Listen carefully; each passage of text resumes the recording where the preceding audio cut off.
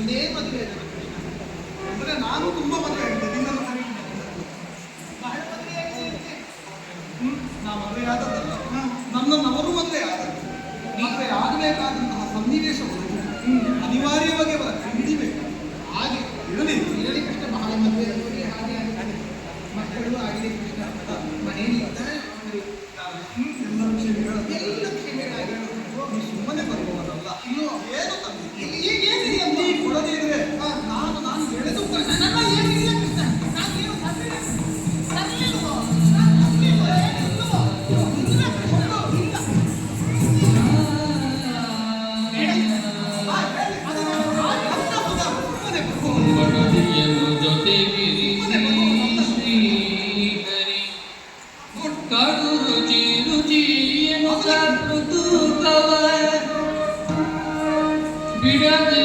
ಚಪ್ಪರಿಸಿದನು ತಗ್ಗಿತು ಒಡಲು ಸುಧೇ ಚಪ್ಪರಿಸಿದನು ಕುತುಕವ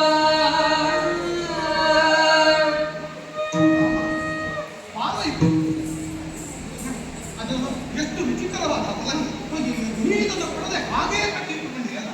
ಏನೋ ಇದು ಮುಗ್ಗಾದ ಅವಲಕ್ಕಿ ಮನೆಯಲ್ಲಿ ಕೃಷ್ಣ.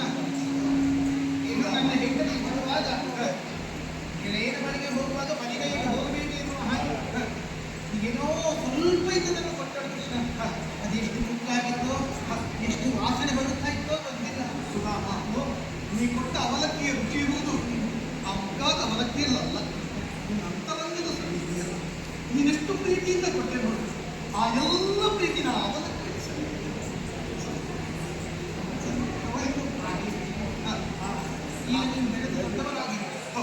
ಆದರೆ ಈಗಲೂ ಅಲ್ಲಿರುವುದು ಕೃಷ್ಣ ಏನು ನಾವು ಬಾಲ್ಯದಲ್ಲೇ ಇರಬೇಕಾಗಿತ್ತು. ನಿಜವಾಗಿ ಅದು ಬಾಲ್ಯದ ಗೆಳೆಯರನ್ನು ಯಾರು ಗಂಡಿಕೊಂಡಿರುತ್ತಾರೋ ಅವರು ಮಾತ್ರ ಶ್ರೀಮಂತರಲ್ಲಿ ಹೇಳು. ಆ ಬಾಲ್ಯದಲ್ಲಿ ಯಾವುದೇ ಚಿಂತೆಗಳಿಲ್ಲ, ದುಃಖ ದುರ್ಮಾನಗಳಿಲ್ಲ, ನಲಿವು ಮಾತ್ರ ಇರುವಂಥದ್ದು, ನಾಳೆಯ ಯೋಚನೆಗಳೂ ಇಲ್ಲ. ಆದರೆ ಈಗ ಹಾಗಲ್ಲ, ನಾಳೆಯ ಯೋಚನೆಯಾಗುತ್ತದೆ. ನೀನು ಬಂದಾಗ ನಾನು ಕೂಡ ಒಂದು ಸಲ ಎಲ್ಲವನ್ನು ಮರೆತು ನಮ್ಮ ಬಾಲ್ಯದ ದಿನಕನ ನಾವೆಷ್ಟೇ ಎತ್ತರಕ್ಕೆ ಏರಿರಲಿಲ್ಲ, ನಮಗೆ ಬಾಲ್ಯದ ನೆನಪನ್ನು ತಂದುಕೊಡುವುದು ಯಾರು ಹೇಳಿದರೆ ನಮ್ಮ ಬಾಲ್ಯದ ಒಡನಾಡಿಗಳು ಮಾತ್ರವೇ ಹೀಗೆ. ಎಲ್ಲ ಸಂಬಂಧಗಳಿಗೂ ಕಾರಣ ಇರುತ್ತದೆ.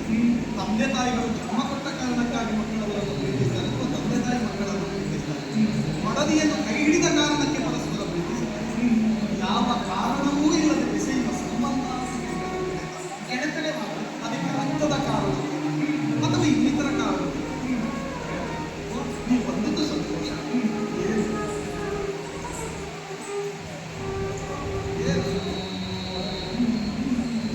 ಏನು ಇದು ಆಭರಣ. ಇನ್ನೂ ತುಂಬ ಇದೆ, ದಿವಸಕ್ಕೆ ಒಂದೊಂದೇ ತಂದಿಗಳು ಇದನ್ನು ಇವತ್ತು ಅಲಂಕಾರ ಮಾಡಿಕೊಂಡಿದ್ದು ನಿನಗೆ ಚೆನ್ನಾಗಿ ಒಬ್ಬೊಬ್ಬರು ಮದುವೆ ಆಗುವ ಹೊಂದಿಗೆ ಅವರ ತಾಯಿ ಮನೆಯಲ್ಲಿ ಬೇಕೇನು ಹೀಗೆ ನನ್ನಂತ ಬಡವರಿಗೆ ಏಕೆ ಬೇಕು ಕೃಷ್ಣ? ನನಗೆ ಸರಸ್ವತಿ ಇದ್ದಾರೆ, ನೀವು ಲಕ್ಷ್ಮೀಪತಿಯಾಗಿದ್ದೀರಿ ಸಾಕು ಕೃಷ್ಣ. ನೀನು ಆಭರಣಗಳನ್ನು ಧರಿಸಿಕೊಂಡಿದ್ದರೆ ಚೆನ್ನಾಗಿ ಮಾಡಬೇಕು. ನಿನಗೆ ಈ ಆಭರಣಗಳೇ ಶೋಭಿಸುತ್ತಾರೆ. ನನಗೆ ಸಾಕು, ನಿನ್ನ ಪ್ರೀತಿಯಿಂದಲೇ ಸಾಕು.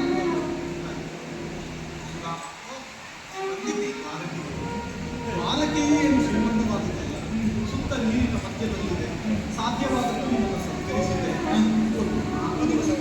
ಹೋಗುವುದು ಅಯ್ಯೋ ನಾನು ಇಲ್ಲಿದ್ದು ನೀನು ನನ್ನನ್ನು ಉಪಚರಿಸುವೆಯ? ನಮ್ಮ ಬಾಲ್ಯದ ದಿನಗಳನ್ನು ಮತ್ತೊಮ್ಮೆ ರುಕ್ಮಿಣಿಗೆ ನಾವು ಹೇಗಿದ್ದೇವೆ ಎಂದು ಗೊತ್ತಿಲ್ಲ, ಅದೆಲ್ಲವೂ ಒಂದು ಸಲ ಹೇಳಿ ನಾನಿಲ್ಲಿ ತಿಂದಿರಬೇಕು. ನಿನಗೆ ದ್ವಾರ ಕೇಳಿ ಮದುವೆ ಆಗಿದ್ದೇನೆ. ಮತ್ತೆ ನಾನಿಗೆ ಹೊಟ್ಟೆ ತುಂಬಿಕೊಂಡೆ, ಆದರೆ ಹಸಿರು ನಿಂತಿರುವಂತಹ ಹೊಟ್ಟೆಗಳಿವೆ. ಆ ಹಸಿರು ನಿಂತಿರುವಂತಹ ಹೊಟ್ಟೆಗಳನ್ನು ಅಂದರೆ ನನ್ನ ಹೆಂಡತಿ ಮಕ್ಕಳಿದ್ದಾರೆ, ನಾನು ಅವರನ್ನು ಕಾಣಬೇಕಲ್ಲ. ಒಂದು ದಿವಸಕ್ಕಾಗಿ ದೂರವಿದ್ದರೂ ನನ್ನ ಮನಸ್ಸಲ್ಲಿ ನೀಡಿರಬೇಕು, ನಿನ್ನ ಮನಸ್ಸಲ್ಲಿ ನಾನಿದ್ದೇನಲ್ಲ. ಹೀಗೆ ನಿನ್ನನ್ನು ನೋಡಬೇಕು ಅಂತ ಅನ್ನಿಸಿತು. ನಾನು ನಿನ್ನನ್ನು ನೋಡಬೇಕಂತ ಅನ್ನಿಸಿತು ಅಷ್ಟೇ. ಹಾಗೆ ಬಂತು. ಬೇರೆ ಏನಾದರೂ ಹೇಳುವುದಿಲ್ಲ. ಬೇರೆ ಇಲ್ಲ. ಏನಾದರೂ ಕೇಳುವುದಕ್ಕಿಲ್ಲ. ಏನಿಲ್ಲ ಕೃಷ್ಣ. ಸರಿಯಾಗಿ ಹೇಳದೆ ಉಳಿದುತ್ತೇನಾದರೂ ಇಲ್ಲ ಕೃಷ್ಣ. ನನಗೇನು ಬೇಡ. ನಾನು ಸಂತೋಷದಲ್ಲಿದ್ದೇನೆ. ನಾನು ಹೊರಡಲೇ ಒಂದು ದಿವಸವಾದ ಬೇಡ. ಸಂಜೆ ಹೊರಡಬಹುದು. ನಾನು ನಿನ್ನನ್ನು ನೋಡಿ ಆಯ್ತಲ್ಲ. ನಾನು ಸುಮ್ಮನೆ ಬಂದೆ. ಸುಮ್ಮನೆ ನಿನ್ನನ್ನು ನೋಡೋಣ ಅಂತ ಬಂದೆ.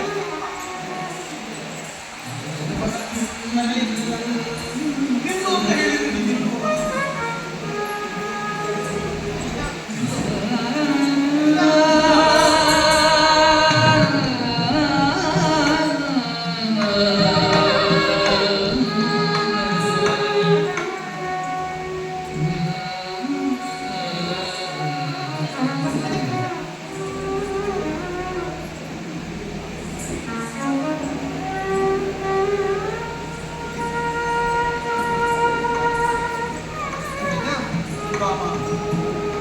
ನೀನೀಗ ದ್ವಾರಕೆಯ ರಾಜ, ಆದರೆ ನಾನು ನಿನ್ನ ಸ್ನೇಹಿತ.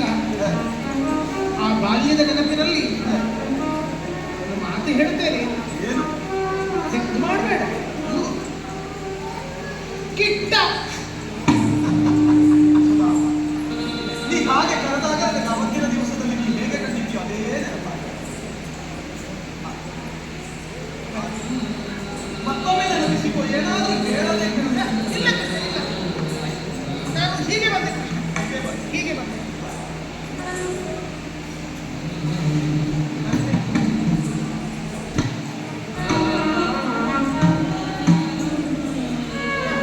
ಇನ್ನೊಮ್ಮೆ ದ್ವಾರಕೆಗೆ ಬಾಸುದ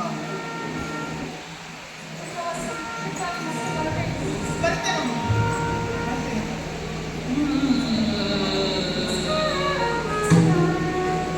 ನಿನ್ನ ಮಡದಿ ಮಗುವನ್ನು ನಾವೆಲ್ಲ ಕೇಳಿದೆವು ಅಂತ ಹೇಳು.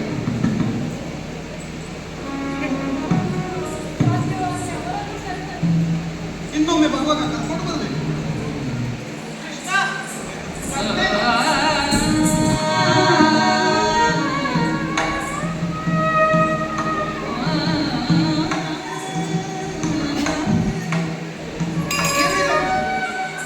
ನಾನು ಹೀಗೆ ಬರ್ತೀನಿ. ನಿನ್ನನ್ನು ನೋಡೋಣ ಅಂತ ಬರ್ತೀನಿ. ಹೋಗುವುದಕ್ಕೆ ಪಲ್ಲಕ್ಕಿ ಜನಗಳೇನಾದರೂ ಬೇಕೇನು? ಕಳಿಸಿಕೊಡ್ತೇನೆ.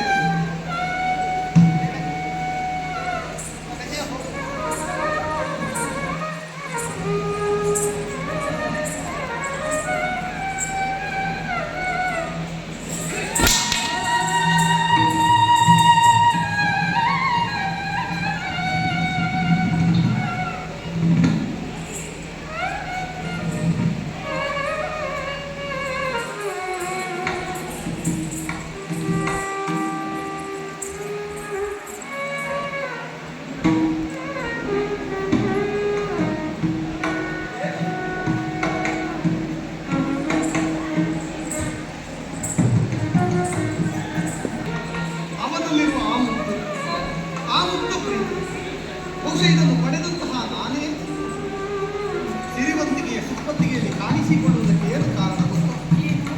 ಅವ ನೀಡಿದಂತಹ ಅಮೃತೋಪಾದಿಯ ಇವತ್ತು ಅವ ಈ ನಮ್ಮ ದ್ವಾರಕ್ಕೆ ಬಂದಿರುವುದು ಸಂತೋಷವೇ. ನನಗೆ ನನ್ನನ್ನು ನಾನು ನಿಯಂತ್ರಿಸಿಕೊಳ್ಳಲಾಗದಷ್ಟು ಸಂತೋಷವಾಗುತ್ತದೆ. ಆದರೆ ಹೊರಟು ಹೋಗುವಂತಹ ಹೊತ್ತಿಗೆ ನೋಡಿದೆಯೇ ಅವನ ಅಂತರಂಗದಲ್ಲಿ ಅದೇನೋ ನೋವೆ. ಆತನ ನೋವನ್ನು ನನ್ನಲ್ಲಿ ಹೇಳದೆ ಹಾಗೇ ನಂಬಿ ಹೋದ.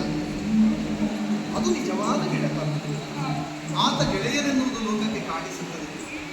ಆದರೆ ಗೆಳೆಯನ ನೋವು ಆತ ಹೇಳದೆಯೂ ನಾ ಅರ್ಥೈಸಿಕೊಂಡು ಅದನ್ನು ಪೂರೈಸಿದರೆ ನನ್ನ ಗೆಳೆತನವೂ ನಿಜ ಅಂತ ಆಗುತ್ತದೆ.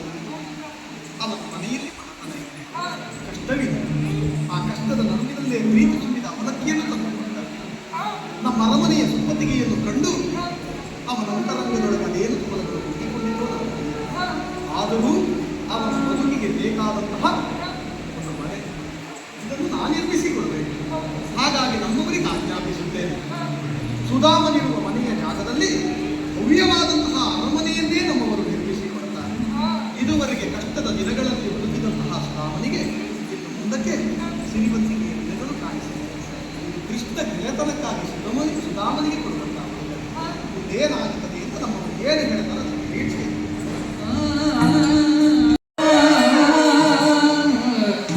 ತನ್ನ ತನುವ ತಾನೇ ಚಿವುಟಿ ನಿನ್ನಿದ್ದ ಕರ್ಣ ಕುಟಿಯು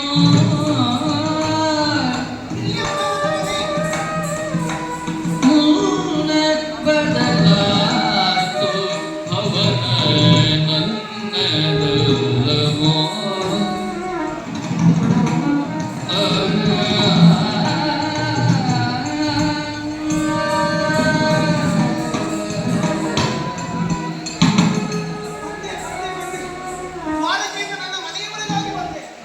ಇಲ್ಲಿ ನೋಡಿದರೆ ನನ್ನ ಭರಣಗುಡಿಯೇ ಕಾಣುತ್ತಿಲ್ಲ. ಹುಲ್ಲು ಹೊದಿಸಿದ ಹರಕು ಬದುಕು ಗುಡಿಸಲು ನನ್ನದಾಗಿತ್ತು, ಆದರೆ ಆ ನನ್ನ ಗುಡಿಸಲು ಕಾಣಿಸುತ್ತಿಲ್ಲ. ಭವ್ಯವಾದಂಥ ಅರಮನೆಯೇ ಉಂಟಲ್ಲ, ಯಾರಪ್ಪ ಈ ಅರಮನೆಯನ್ನು ಕಟ್ಟಿರುವುದು? ಅಲ್ಲ, ನಾನು ನಿದ್ರೆಯಲ್ಲಿದ್ದೇನೆ, ಕನಸು ಕಾಣುತ್ತಿದ್ದೇನೆ.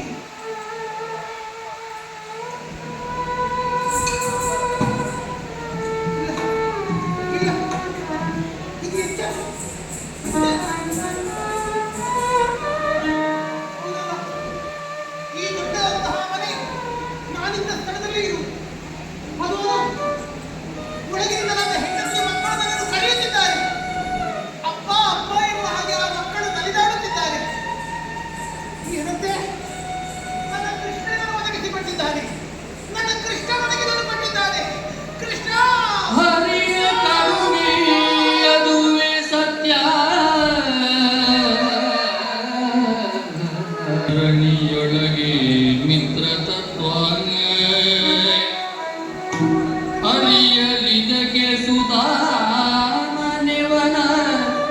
ಪಿರಿದು ಅರ್ಥವು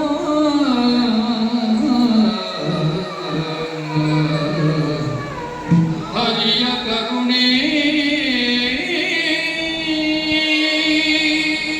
ಕೃಷ್ಣ ಕೃಷ್ಣ, ಆಹಾ, ನಿಜವಾಗಿಯೂ ನೀನು ಪುರುಷೋತ್ತಮನಪ್ಪ, ಪುರುಷೋತ್ತಮನು. ಚಿತ್ತದ ಪಿತನಿಲ್ಲ. ನಮ್ಮ ನಮ್ಮ ಮನಸ್ಸಿನಲ್ಲಿ ಏನೇನು ಅಪೇಕ್ಷಿಸಿದ್ದೇವೆ ನಾವು ಅದನ್ನು ಹೇಳಬೇಕೆಂದಿರಿ, ಅದನ್ನು ನೀನೇ ಅರ್ಥ ಮಾಡಿಕೊಂಡು ಒದಗಿಸಿ ಕೊಡುವುದು ನೀನು ಕೃಷ್ಣ. ಕೊಟ್ಟೆಯಲ್ಲ ಸ್ವಾಮಿ, ನಾ ಕೇಳುವುದಕ್ಕೆ ಬಂದದ್ದು ಅಲ್ಪ ಸ್ವಲ್ಪವಾದಂಥ ಜನಕಲಕವು. ಹೆಂಡತಿ ಮಕ್ಕಳ ಹೊಟ್ಟೆಯ ಹಸಿವನ್ನು ನೋಡುವುದಕ್ಕಾಗದೆ ಏನಾದರೂ ಒಂದಿಷ್ಟು ಕೊಡು ಕೃಷ್ಣ ಅಂತ ಕೇಳುವುದಕ್ಕಾಗಿ ನಾನು ಬಂದದ್ದು. ಆದರೆ ನಿನ್ನ ಉಪಚಾರ, ನಿನ್ನ ಸ್ನೇಹ ಭಾವ ನನ್ನ ತಾಯಿ ಕಟ್ಟಿಸಿ ಬಿಟ್ಟಿದೆ ಕೃಷ್ಣ. ಸ್ನೇಹಿತನಲ್ಲಿ ಒಬ್ಬ ಸ್ನೇಹಿತನಂತ ನಾನು ಕೇಳಿ ನನ್ನ ಬಡತನವನ್ನು ನಿನ್ನ ಕಣ್ಣ ಮುಂದೆ ತೋರಿಸಿ ನಿನ್ನನ್ನು ಸಣ್ಣದಾಗಿಸುವುದಕ್ಕೆ ನನ್ನ ಮನಸ್ಸು ಬರಲಿಲ್ಲ. ಆದರೆ ಅರ್ಥ ಮಾಡಿಕೊಳ್ಳದೆ ನೀನೇ ಕೊಟ್ಟೆಯಲ್ಲ ಕೃಷ್ಣ. ಹೌದು, ದೇವರಲ್ಲಿ ನಾನು